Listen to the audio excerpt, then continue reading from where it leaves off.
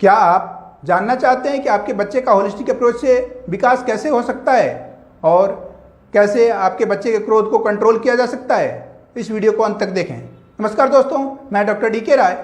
आज हम बात करेंगे कि कैसे होलिस्टिक अप्रोच से विकास से बच्चे का न सिर्फ शारीरिक विकास होता है बल्कि मानसिक, भौतिक, आध्यात्मिक और सामाजिक विकास भी होता है और इससे बच्चा भविष्य में एक बेहतर व्यक्ति बन करके उभरता है और भविष्य में आने वाली चुनौतियों का एक बेहतर रूप में सामना कर पाता है।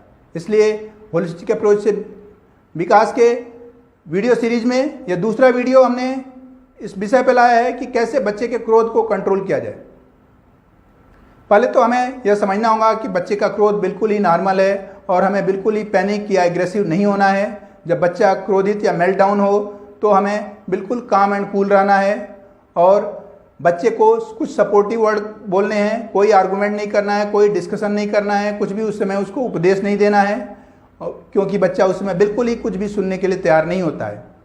हमें कुछ सपोर्टिव वर्ड बोल सकते हैं जैसे आई लव यू, कि मैं तुमसे प्यार करता हूँ, तुम बहुत ही अच्छे हो, मैं तुम्हारी बातों से सहमत हूँ, मैं तुम्हारी समस्या को समझ रहा हूँ। इस तरह के कुछ सपोर्टिव वर्ड्स आप बोल करके बच्चे को शांत करने की कोशिश कर सकते हैं। उसके बाद बच्चे को एक कोने में ले जाएंगे और उसके बाद से उसको ये डीप ब्रीदिंग के लिए यानी तेज तेज सांस लेने के लिए कहेंगे, यानी सांस लो छोड़ो, सांस लो छोड़ो। इस तरह से 5 मिनट उसे सांस लेने और छोड़ने के लिए कहेंगे। फिर उसके बाद बच्चे को हाथ धोने के लिए ले जाएंगे ताकि उसका ध्यान दूसरी ओर डाइवर्ट हो जाए। फिर उसके नहाने के लिए भी कह सकते हैं, बच्चे को नहाने के लिए ले जाएंगे, उससे भी उसका क्रोध कम हो जाएगा। फिर बच्चे को जहाँ पे है वहीं पर कूदने के लिए कहेंगे, 10 बार कूदे या फिर 3 मिनट तक दौड़ लगाए। इससे बच्चे का न सिर्फ कैलोरी कम होगा बल्कि बच्चा अधिक रिलैक्स फील करेगा।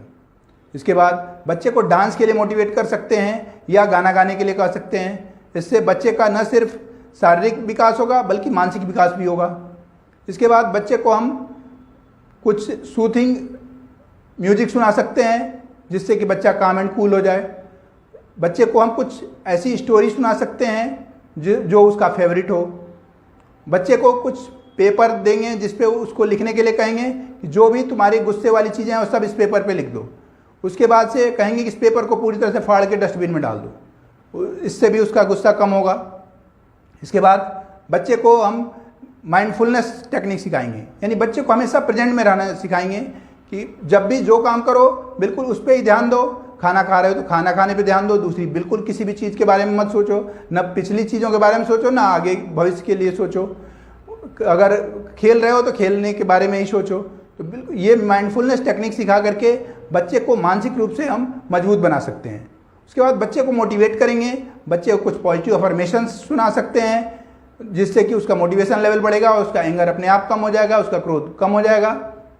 इसके बाद बच्चे को हम बाहर टहलाने के लिए ले जा सकते हैं या फिर उसको उसके हाथ में कुछ स्क्वीज बॉल दे देंगे या फिर बच्चे को जेब में हाथ डालने के लिए कहेंगे ताकि उसका ध्यान डाइवर्ट हो जाए। बच्चे को कुछ एक्सरसाइज या योगा में भी इन्वॉल्व कर सकते हैं, इससे भी बच्चे का कैलोरी बर्न भी होगा और बच्चा रिलैक्स भी होगा। बच्चे को मेडिटेशन सिखा सकते हैं जिससे भी बच्चा अधिक शांत रहेगा।